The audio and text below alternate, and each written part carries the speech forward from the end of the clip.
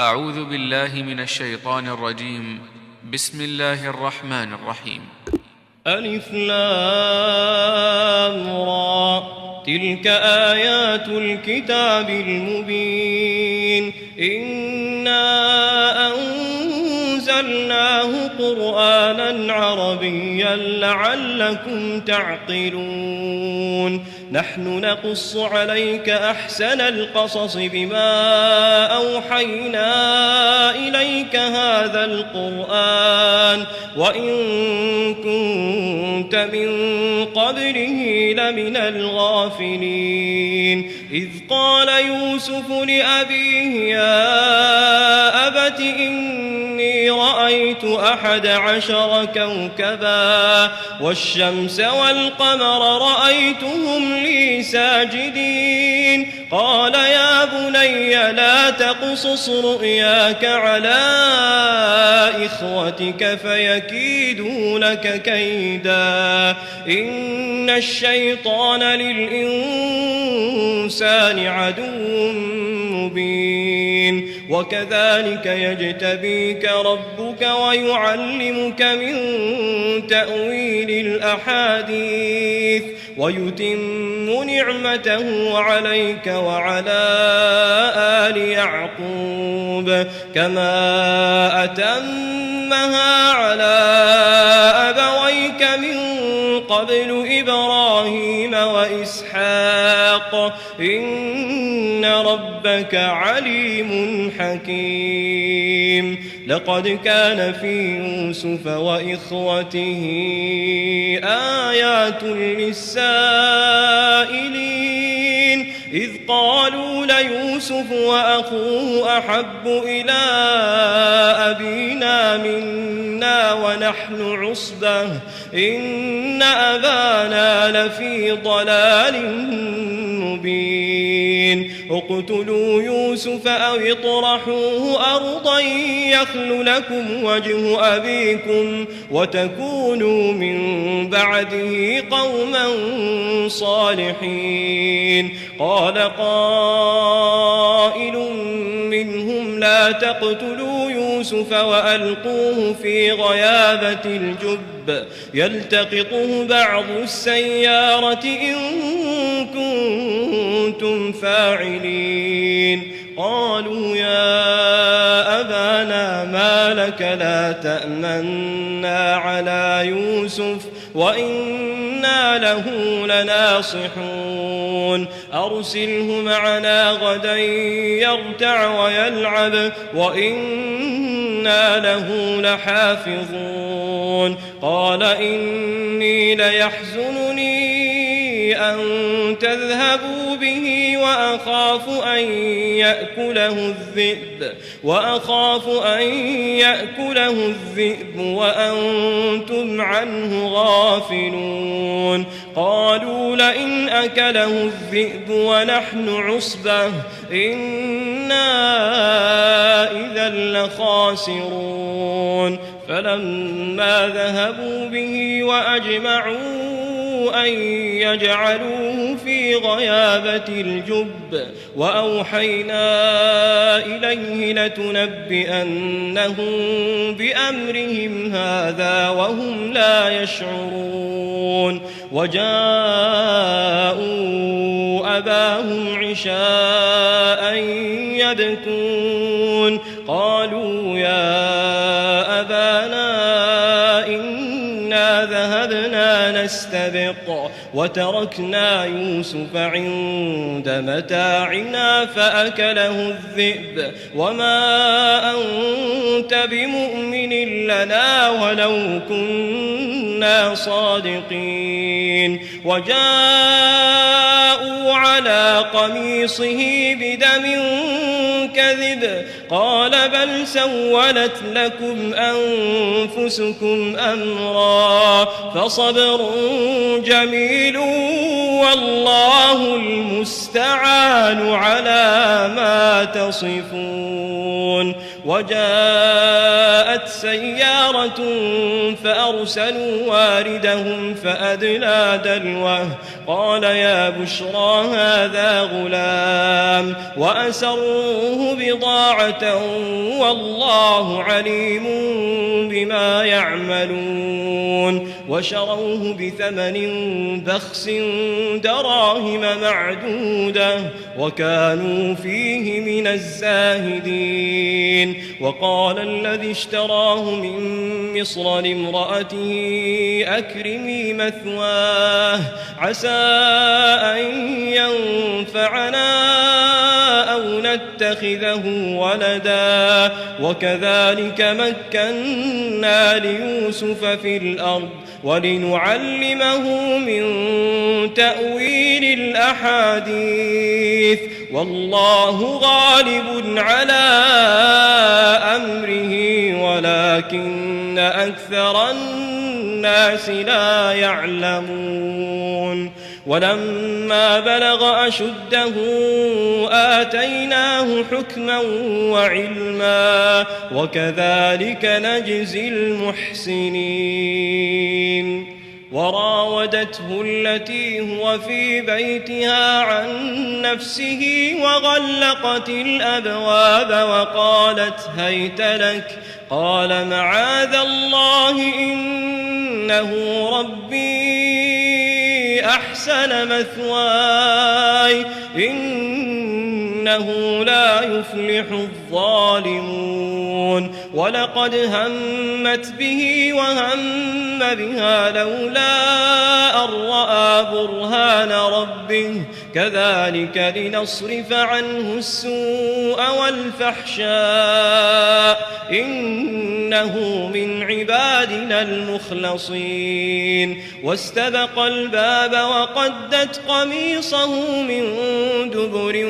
وألف يا سيدها لدى الباب قالت ما جزاء من أراد بأهلك سوءا إلا أن يسجن أو عذاب أليم قال هي راودتني عن نفسي وشهد شاهد من أهلها إن كان قميصه قد من قبل فصدقت وهو من الكاذبين وإن كان قميصه قد من دبر فكذبت وهو من الصادقين فلما رأى قميصه قد من دبر قال إنه من كيدكن إن كيدكن عظيم يوسف أعرض عن هذا واستغفري لذنبك إنك كنت من الخاطئين وقال نسوة في المدينة امرأة العزيز تراود فتاها عن نفسه قد شغفها حبا إنا لنراها في ضلال مبين فلما سمعت بمكرهن أرسلت إليهن وأعتدت لهن متكئا وآتت كل واحدة منهن سكينا وقالت اخرج عليهن فلما رأينه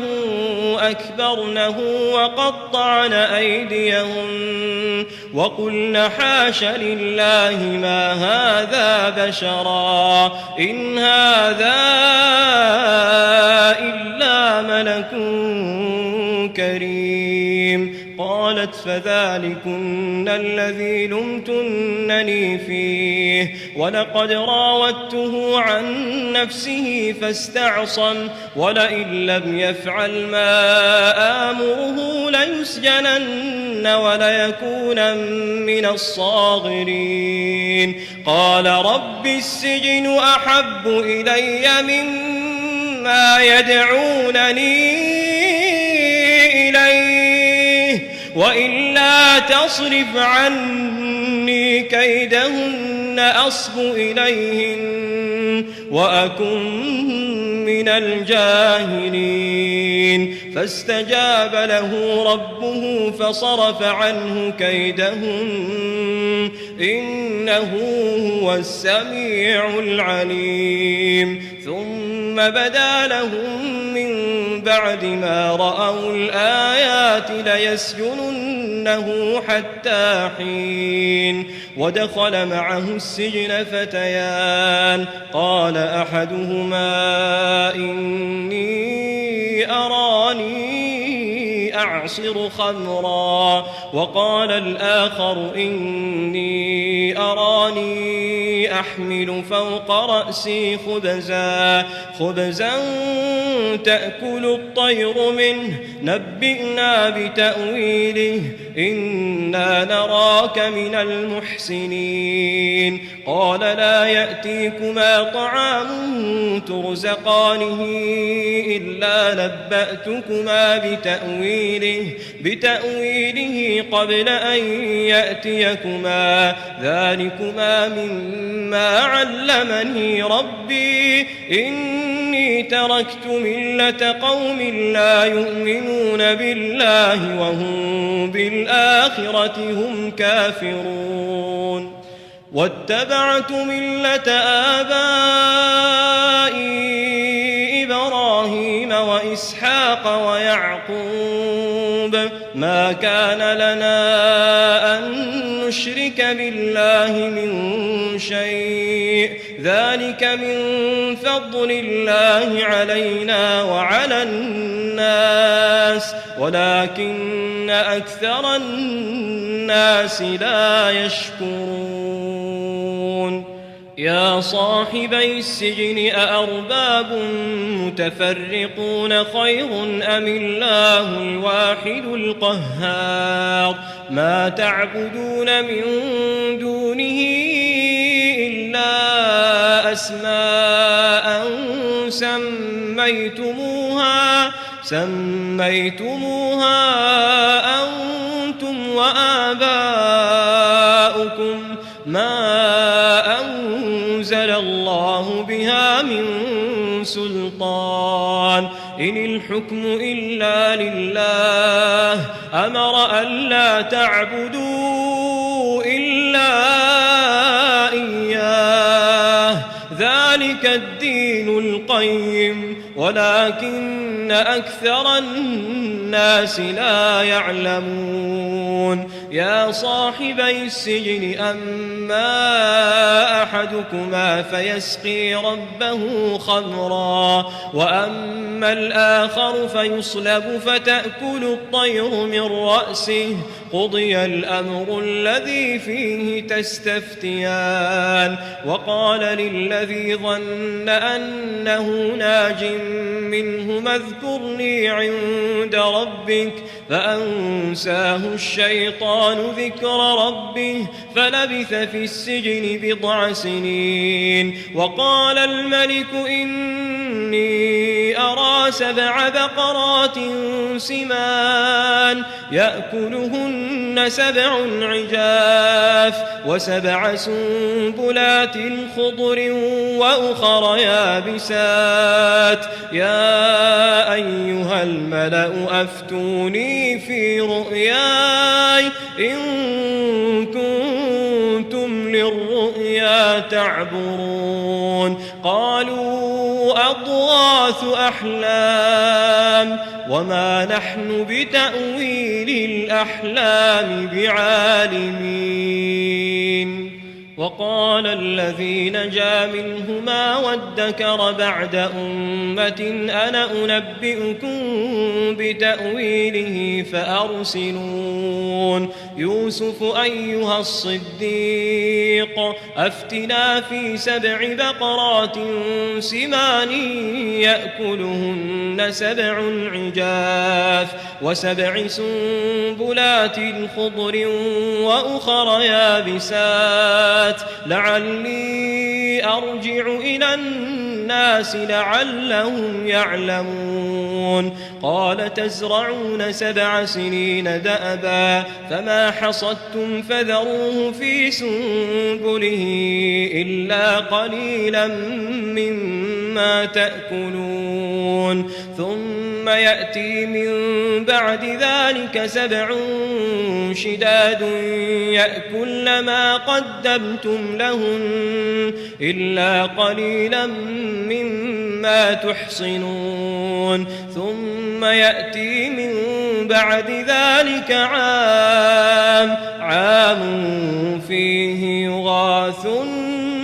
الناس وفيه يعصرون وقال الملك ائتوني به فلما جاءه الرسول قال ارجع إلى ربك فاسأله ما بال النسوة اللاتي قطعن أيديهن إن ربي بكيدهن عليم قال ما خطبكن إذ راوتن يوسف عن نفسه قلن حاش لله ما علمنا عليه من سوء قالت امرأة العزيز الآن حصحص الحق أنا راودته عن نفسه وإنه لمن الصادقين ذلك ليعلم أني لم أخنه بالغيب وأن الله لا يهدي كيد الخائنين وما أبرئ نفسي إن النفس لأمارة بالسوء إن النفس لأمارة بالسوء إلا ما رحم ربي إن ربي غفور رحيم وقال الملك ائتوني به أستخلصه لنفسي فلما كلمه قال إنك اليوم لدينا مكين أمين قال اجعلني على خزائن الأرض إني حفيظ عليم وكذلك مكنا ليوسف في الأرض يتبوأ منها حيث يشاء نصيب برحمتنا من نشاء ولا نضيع أجر المحسنين ولأجر الآخرة خير للذين آمنوا وكانوا يتقون وجاء إخوة يوسف فدخلوا عليه فعرفهم وهم له منكرون ولما جهزهم بجهازهم قال ائتوني بأخ لكم من أبيكم ألا ترون أني أوفي الكيل وأنا خير المنزلين فإن لم تأتوني به فلا كيل لكم عندي ولا تقربون قالوا سنراود عنه أباه وإنا لفاعلون وقال لفتيانه جعلوا بضاعتهم في رحالهم لعلهم يعرفونها إذا انقلبوا إلى أهلهم لعلهم يرجعون فلما رجعوا إلى أبيهم قالوا يا أبانا منع منا الكيل فأرسل معنا أخانا نكتل وإنا له لحافظون قال هل آمنكم عليه إلا كما أمنتكم على أخيه من قبل فالله خير حافظا وهو أرحم الراحمين ولما فتحوا متاعهم وجدوا بضاعتهم ردت إليهم قالوا قالوا يا أبانا ما نبغي هذه بضاعتنا ردت إلينا ونمير أهلنا ونحفظ أخانا ونزداد كيل بعير ذلك كيل يسير قال لن أرسله معكم حتى تؤتون موثقا من الله لتأتونني به إلا أن يحاط بكم فلما آتوه موثقهم قال الله على ما نقول وكيل وقال يا بني لا تدخلوا من باب واحد وادخلوا من أبواب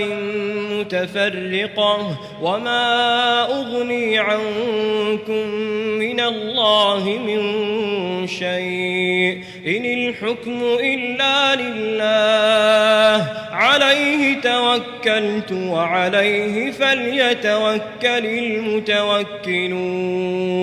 ولما دخلوا من حيث أمرهم أبوهم ما كان يغني عنهم من الله من شيء إلا حاجة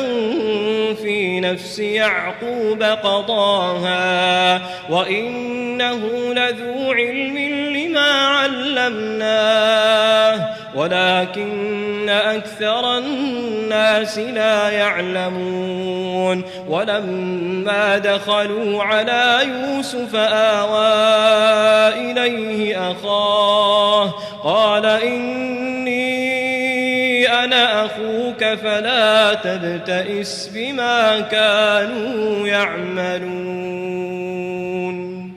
فلما جهزهم بجهازهم جعل السقاية في رحل أخيه ثم أذن مؤذن أيتها العير إنكم لسارقون قالوا وأقبلوا عليهم ماذا تفقدون قالوا نفقد صواع الملك ولمن جاء به حمل بعير وأنا به زعيم قالوا تالله لقد علمتم ما جئنا لنفسد في الأرض وما كنا سارقين قالوا فما جزاؤه إن كنتم كاذبين قالوا جزاؤه من وجد في رحله فهو جزاؤه كذلك نجزي الظالمين فبدأ بأوعيتهم قبل وعاء أخيه ثم استخرجها من وعاء أخيه كذلك كدنا ليوسف ما كان ليأخذ أخاه في دين الملك إلا أن يشاء الله نرفع درجات من نشاء وفوق كل ذي علم عليم قالوا إن يسرق فقد سرق أخ له من قبل فأسرها يوسف في نفسه ولم يبدها لهم قال أنتم شر مكانا والله أعلم بما تصفون قالوا يا أيها العزيز إن له أبا شيخا كبيرا فخذ أحدنا مكانه إنا نراك من المحسنين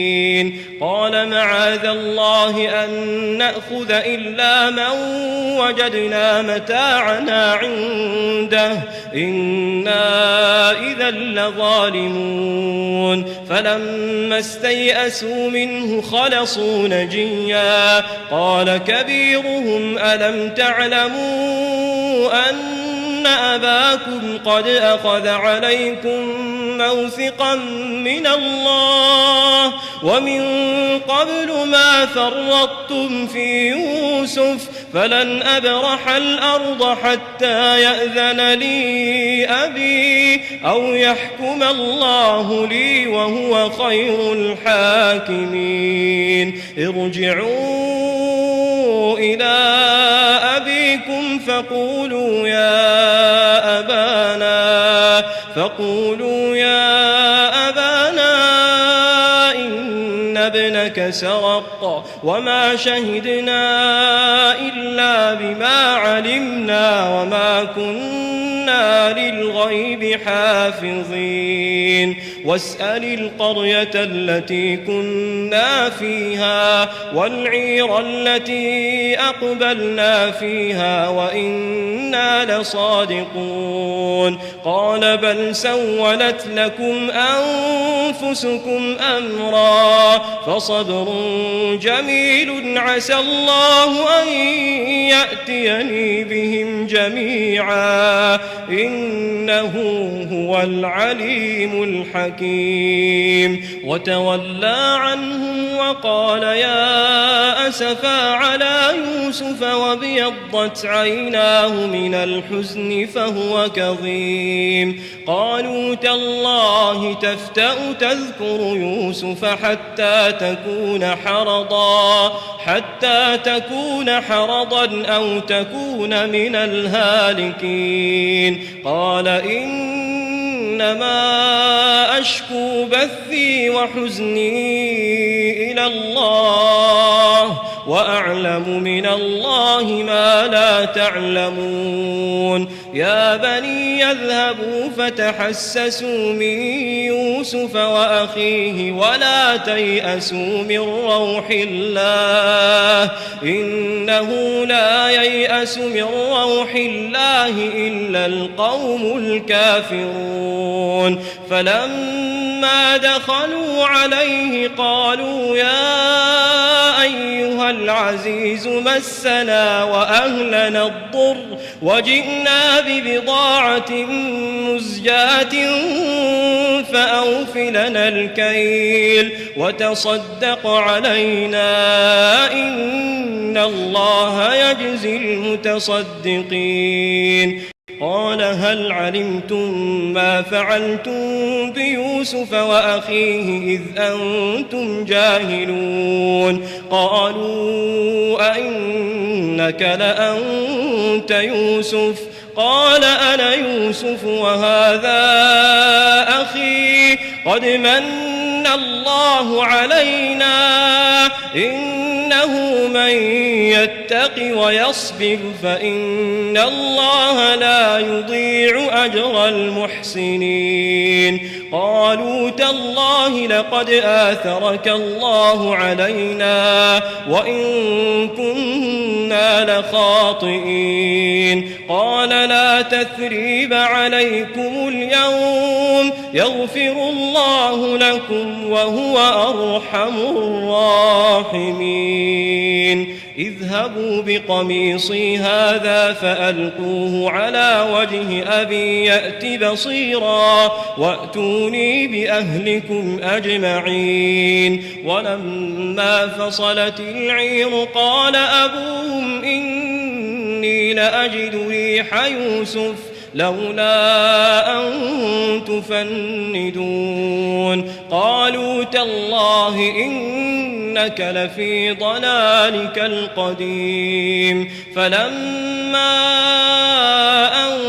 جاء البشير ألقاه على وجهه فارتد بصيرا قال ألم أقل لكم إني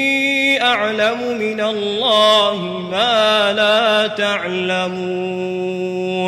قالوا يا أبانا استغفر لنا ذنوبنا إنا كنا خاطئين قال قال سوف أستغفر لكم ربي إنه هو الغفور الرحيم. فلما دخلوا على يوسف آوى إليه أبويه وقال ادخلوا مصر إن شاء الله آمنين. ورفع أبويه على العرش وخروا له سجدا وقال يا أبت هذا تأويل رؤياي من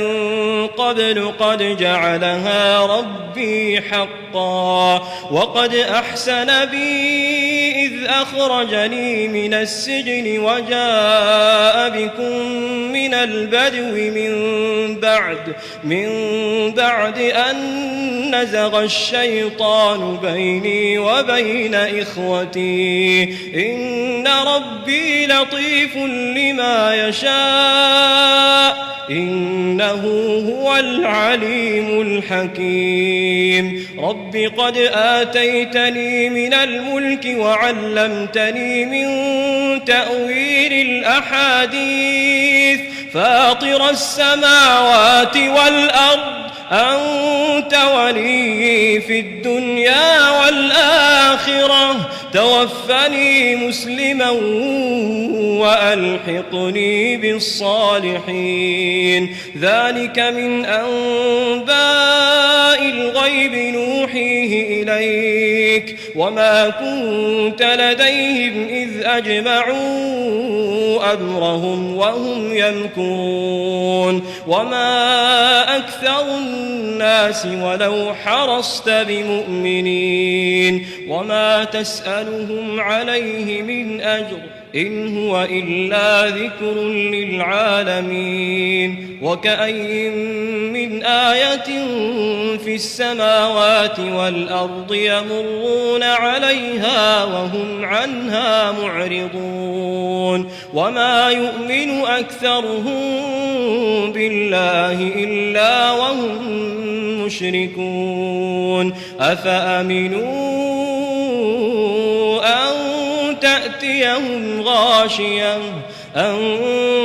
تأتيهم غاشية من عذاب الله أو تأتيهم الساعة بغتة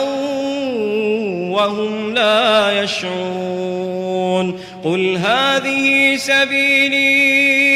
أدعو إلى الله على بصيرة أنا ومن اتبعني وسبحان الله وما